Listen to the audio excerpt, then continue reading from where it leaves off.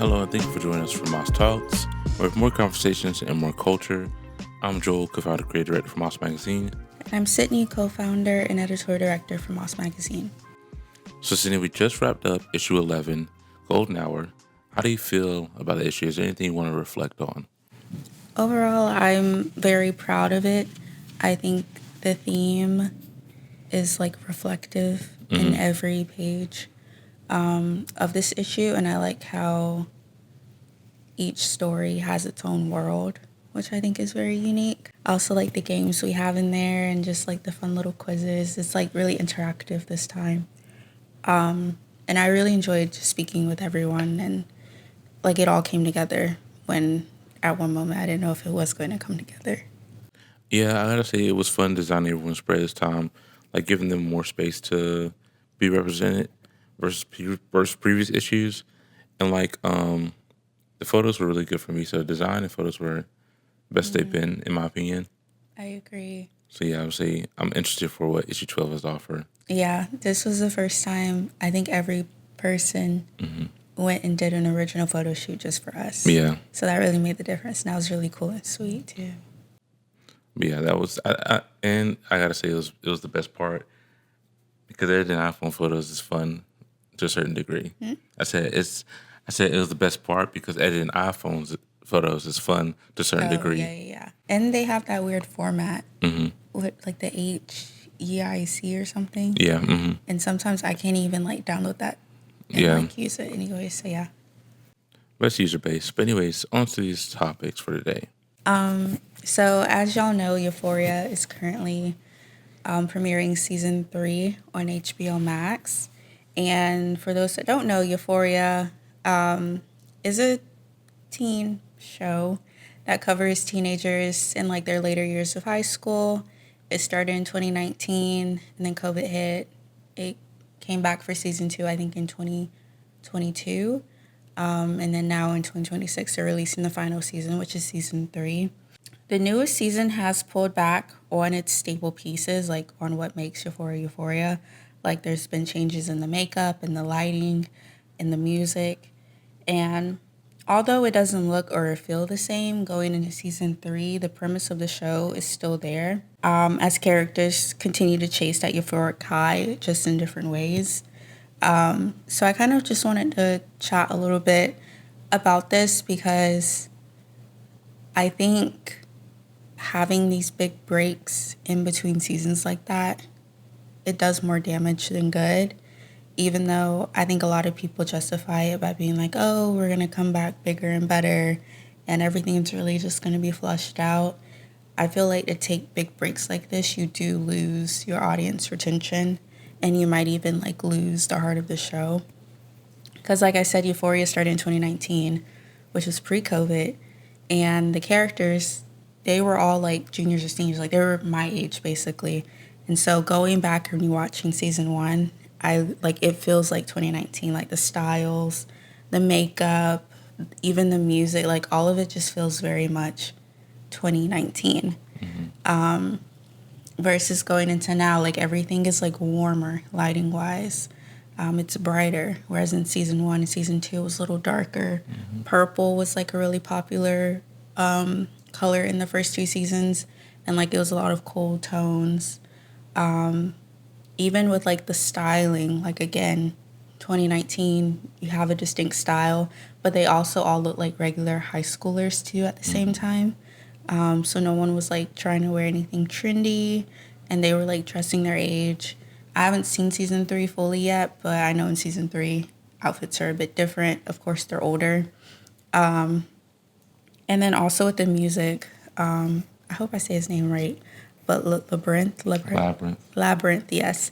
He was the music lead on both season 1 and season 2, and the music really carries the story throughout Euphoria. And he's not present in season 3, and I think that makes a big difference too. For someone who doesn't watch the show, what draws you to the show? You don't say euphoric or euphoria. No. I like the show, one, because it was Zendaya. That's honestly why I started watching it. Besides Zendaya. But other than that, I actually like the show. I am currently doing a rewatch of season 1, in season 2. And season 1 alone, like every episode is a hard hitter. Like I'm like, wait, this happened like in season 1. This wasn't a season 2 plot line. Like every episode in its way is like its own mini movie, even though it's like maybe an hour long. Like a lot happens. I think it's just really good storytelling and good pacing. And that's why I would come back every week, like tuned into HBO, like, oh, okay, it's Euphoria Sunday. I need to figure out what happens next. I said pacing, but not bringing the season back within 6 months. Yeah, like it's literally like 4 years since season 2, I think. And that's just too long. And then like when you think about the stars of the show, all of them have done multiple projects within that span of time.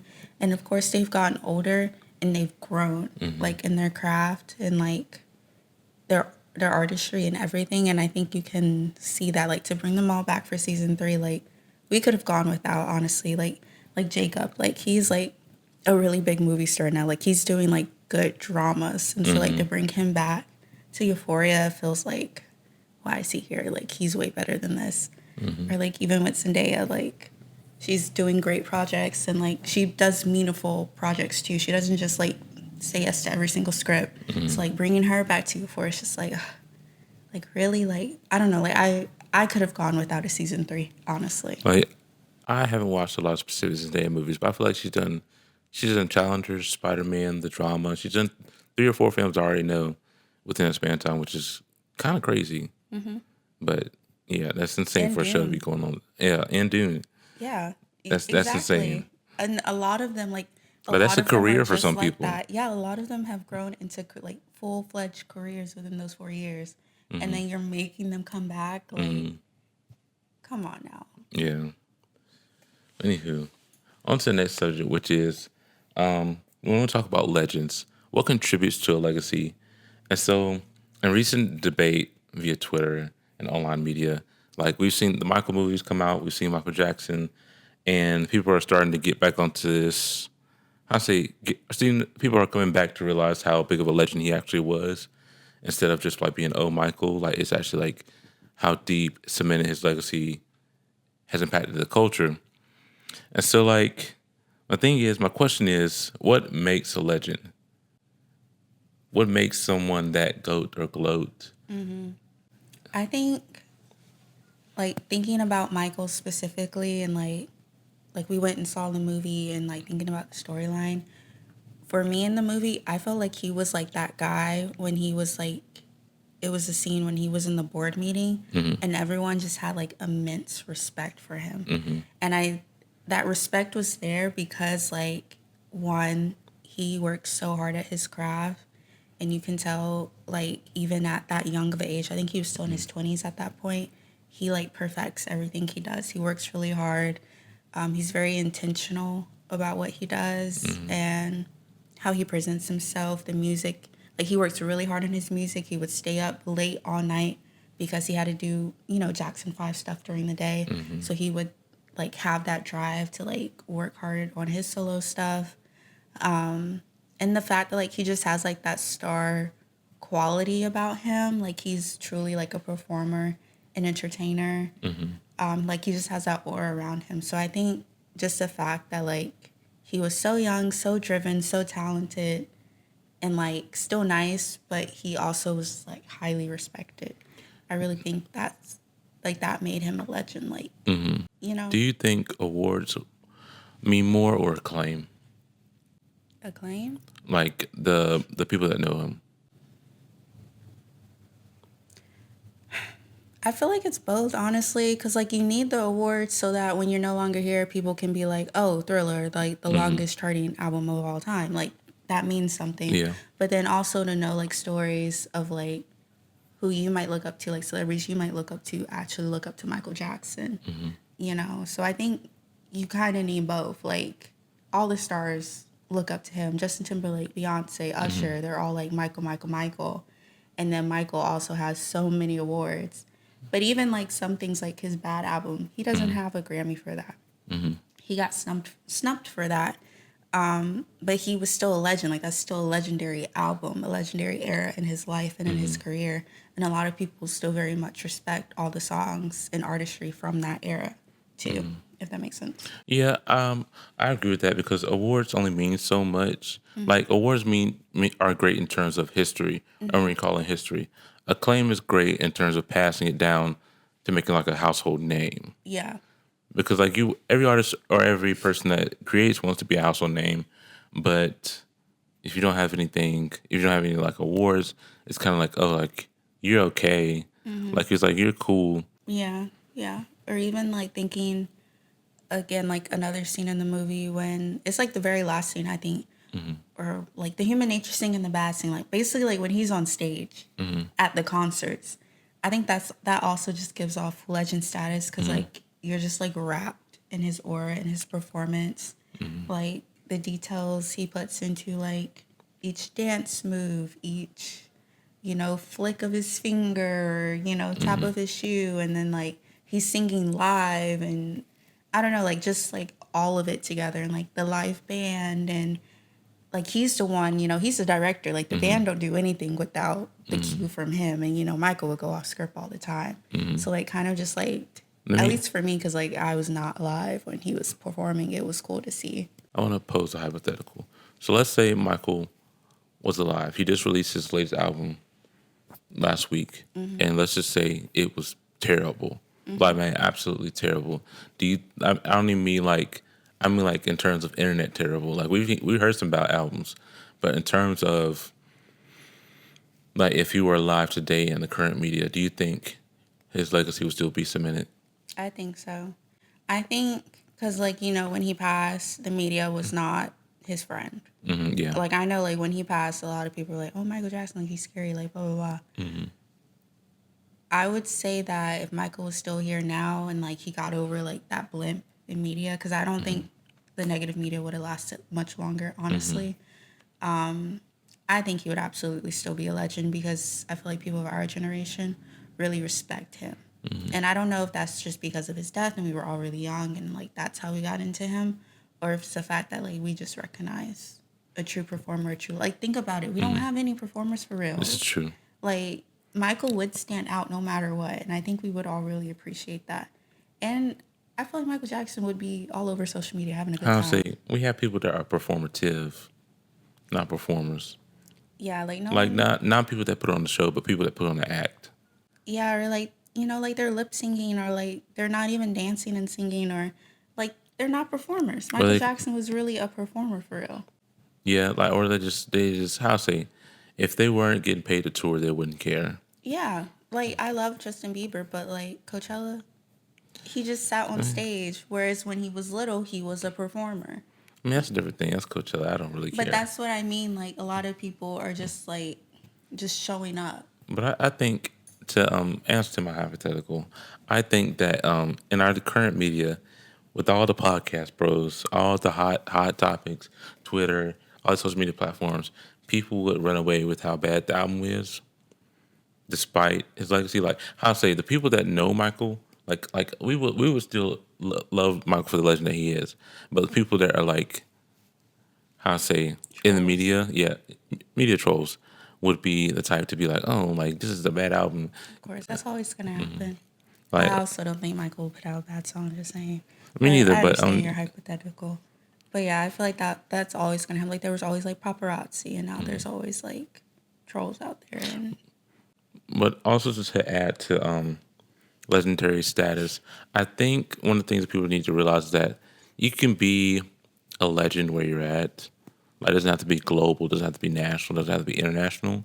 Because we have local legends. Like there are people that come to certain cities that they're from, and they're local legends. yeah, Even if they've been on the global stage or national stage, like they've been very well known in their community. the first person that came to my mind, Who Petey Pablo. talks to he's- everybody He's a happy. North Carolina legend, Also, right? But he shows up. He still goes out. He goes out and does community events and like different performances and things like that. But he also lives within the community. Yeah, Like, I'm not gonna say where he lives, but he lives within the community. I'm glad you said that because that drum line, Feedy. Oh my God, no, we're not getting into that. I love the movie drum line, but I ain't gonna lie, that was a mess. We're not That getting was into a that mess. right now. Anywho, speaking of local legends, go check out our story on Tara Coley about her bakery bright and early. and how she continues to strive to make vegan pastries and other things that make honestly regular stuff seem me. So yeah, go check out our story, and please feel free to like, comment, subscribe, and repost. This is Moss Talks. Thanks so much. Good afternoon, and thank you for tuning in to Moss Talks. Today, we have the pleasure of speaking with Chef Tara about her experience as a pastry chef and owner of Bright and Early Bakery. Chef Tara, thank you for joining us so much today. Hello. So, we're gonna dive right in. What was your journey of becoming a pastry chef? The journey was I went to college for a semester and was miserable. And I went home one day and told my dad, I'm not going back to school next semester. And he's like, you either have to get a job full time or go back to school. But at the time, I was working at Regal movie theaters and I was like the custodian. And I said, I'm not doing that full time. And so then I was cleaning out my closet and there was a notebook and I opened it and it's like, I scribbled to myself at the age of 7 in this notebook, I want to be a pastry chef. And I was like, wait, if I wrote that, that still has to mean something now. Cause now it's like 10 years later plus.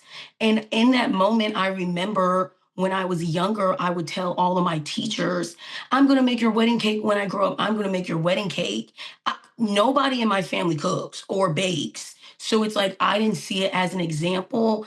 And so I read it that night. I typed in pastry schools in the area, found one that was only for 1 year, 6 months in, 6 months out, applied, went that next semester, and then the rest was history. It's like, it's crazy.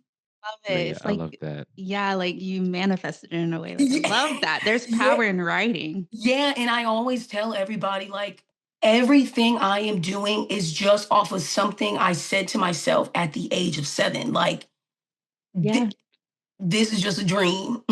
No, yeah. And I feel like when we're kids, we have that pure innocence. And like, I think as children, we really know ourselves and like our like deepest desires. So I think that's so cool that not only you found it written down, but written down from you at the age of 7. Yeah, and then at 19 I said, "Thank you."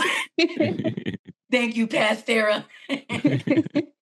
So I want to ask next then, what inspired you to start bright and early?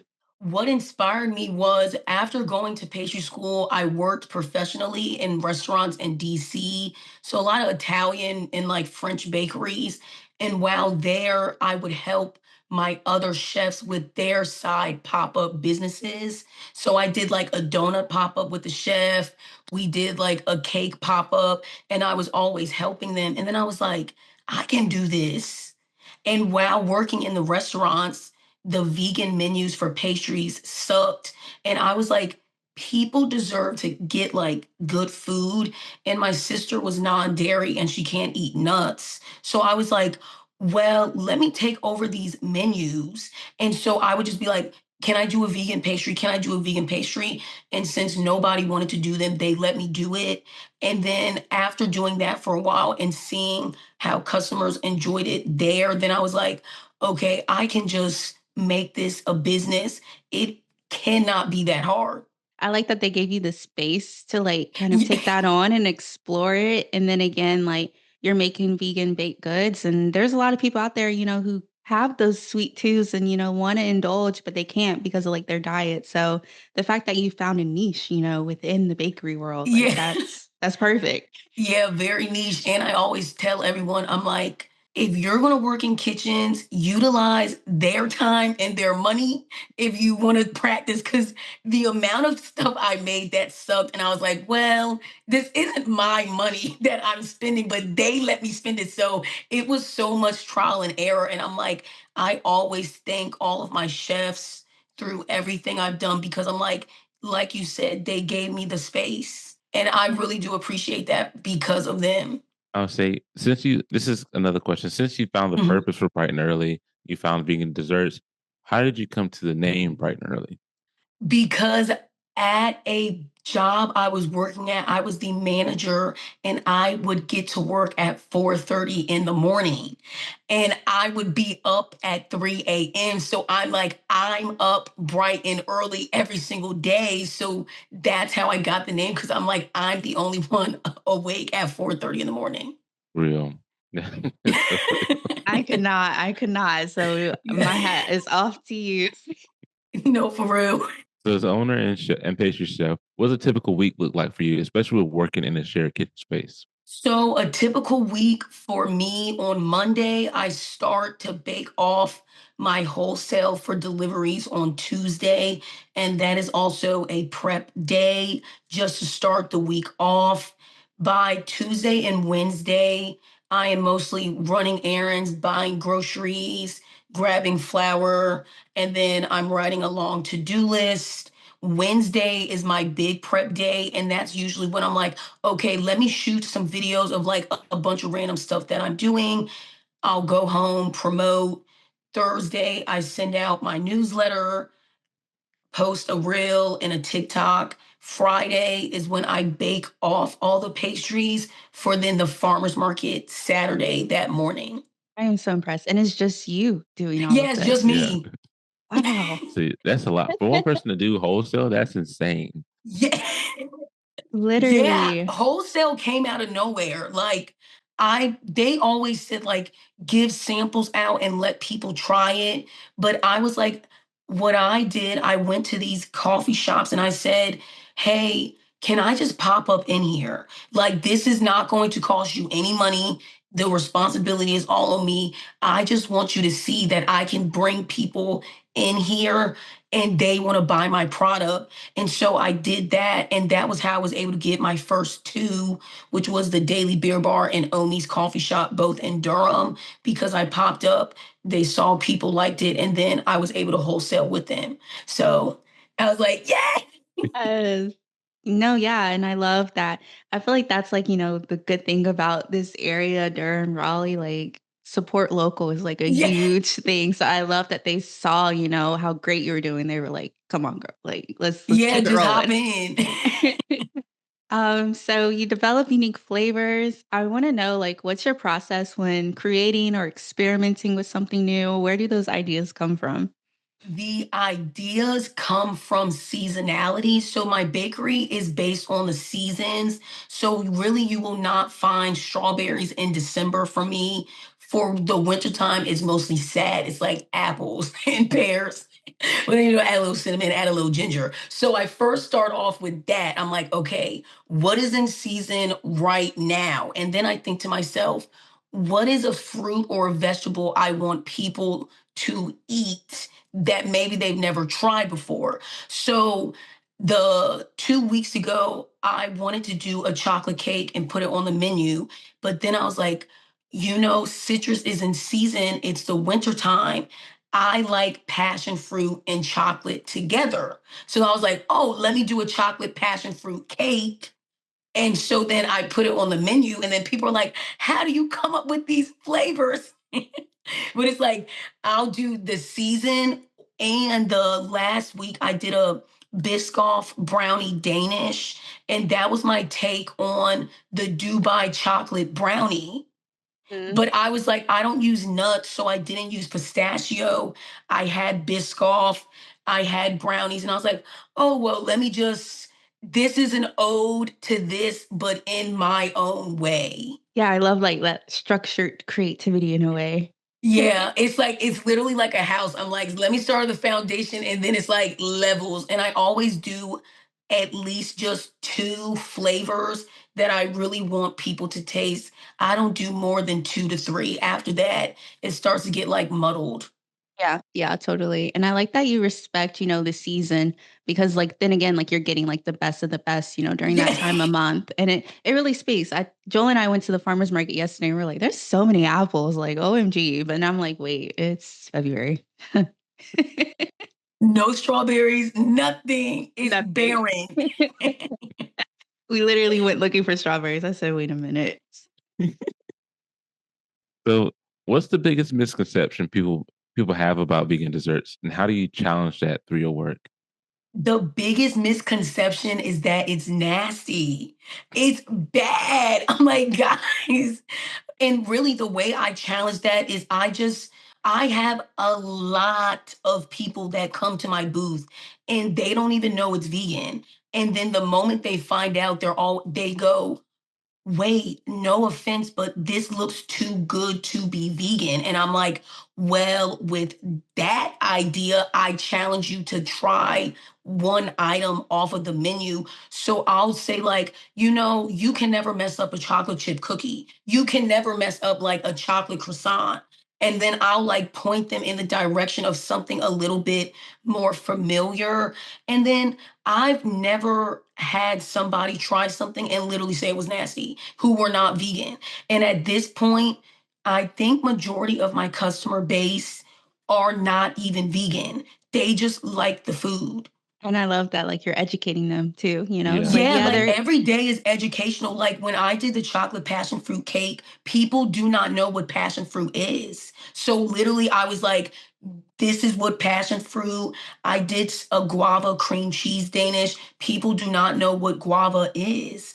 And it's like when I started to do more international flavors, I realized like Americans do not eat different cuisines and they do not see how they can be utilized. And so then I was like, at this point, I'm just going to take it upon myself to educate people through food with different flavors.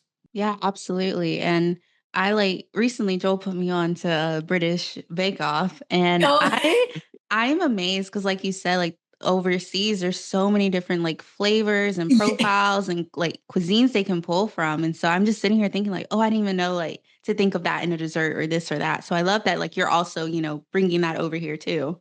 And Yeah, in Durham of all yeah, places. yeah, yeah, and I'm like, it's really because I went to pastry school, and I'm like, they taught us this stuff, and the restaurants I worked at were only seasonal. So it's like I was forced to think very like niche, like, okay, we only have apples.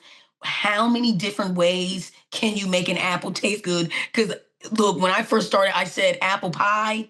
Like that, that's all I got. All this talking chocolate cake, apple pie. Like I'm gonna need a sweet treat after this. What has been the most rewarding part of building bright and early bakeries so far? The most rewarding is seeing women become moms, like I'm seeing the circle of life in real time. Because when I first started 2.5 years ago, there were couples that were only dating. Then they got married. Then I made their cake. Then they're pregnant. Then I made their baby shower. Then the baby is born. And then they'll bring the baby to the booth and they'll say, "You've already eaten her treats." I'm like, no, like I really be crashing out in real time because I'm like, Yeah, no, I love it. yeah. And a mom the other day came up to me and she was like, my baby didn't want to eat solid food and I was really struggling. And she's like, I bought a focaccia. That was the first thing her child ever ate. And I was like, a focaccia from me?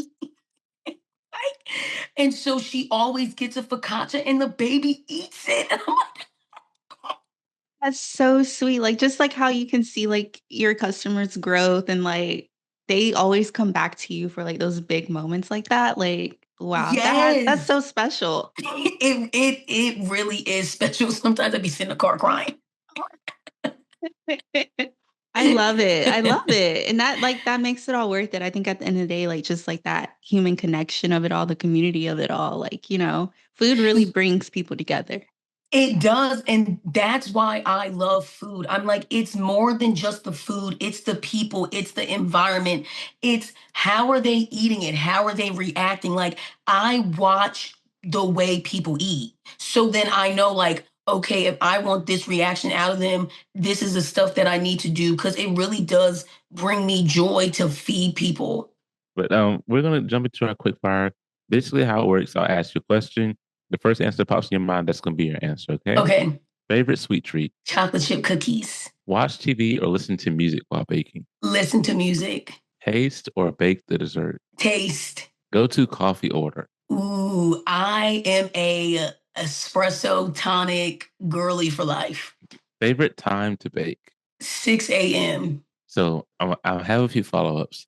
So you say you like to listen to music while baking. Yeah. What music are you listening to, or does it depend day by day? It depends day by day, but when I really need to be hyped, it's gonna be 90s, Dirty South. I'm listening to literally like Jim Jones. Mm-hmm. At 6 in the morning. No, for Mm-hmm. real. Cause I'm like, I gotta get this through. It's like I'm originally from Maryland, 30 minutes south of Baltimore City. So I'll put on Baltimore club music, Rod Lee. I'm listening to Nola Bounce, Give Me My Gots, just something to really like hype myself up. It's so real. See, I ain't gonna go too far down that road, but yeah, Dirty South. I've listened to that all the beginning of 2026, so I'm with you. Yeah. But so you said on taste or bake the dessert, you said you'd rather taste. So Yeah. you said chocolate chip cookies are your favorite dessert. Would you Yeah. taste something else if it wasn't chocolate chip cookies? Yeah. I would eat, I really enjoy pavlovas. Do you know what that is? Nope. Mm. I do not. So so the history of pavlova, it's an Austrian dessert named after a ballerina. And so it's a meringue based dessert. And so you bake it in a big cup. And because the outside is crunchy, the inside is like fluffy, like meringue, and you top it with like freshly whipped cream and like berries that are in season, and you like toss it with sugar. Oh, like I guess it just melts in your yes, mouth. it's like Oh eating no. a big fresh marshmallow. Like, Mm. and it's like it's crunchy, it's soft, it's tart, it's sweet. Sometimes we would toss the berries and like lemon zest, and it's like you can get fun with it and just like put different like fruit juices on top. It's just like Yeah, I'm still in that. Definitely still in that. I But have a follow-up. oh yeah, go ahead. yeah. Very important. Chocolate chip cookies. Are we team soft or are we team crunchy? I'm middle ground. I like a Okay. now Okay. the chocolate chip cookies I sell at the market are soft. Mhm. And I did a test where I like changed a couple of ingredients to make them a little crunchy. And I asked customers to try it out. And they were like, this was good, but it tasted different. Was this the same recipe? And I'm like, yes, except one was crunchy and one was not. So it's like I teeter between the middle of both. Yeah, that's fair. And I like that you actually asked, customers like, hey, try out the difference. I Yeah, and after testing that, I then went back, redid the recipe, so then it was still crunchy but still soft. I like that. The best of both worlds. Yeah. Mhm. All right, well, we're gonna wrap it up. Thank you again, Chef Tara, for joining us. Y'all, please go check out Bright and Early Bakery. Please go check it out. She's on TikTok. That's how we found her. So please like, support, comment, do all that you can, and show her some love. Thank you.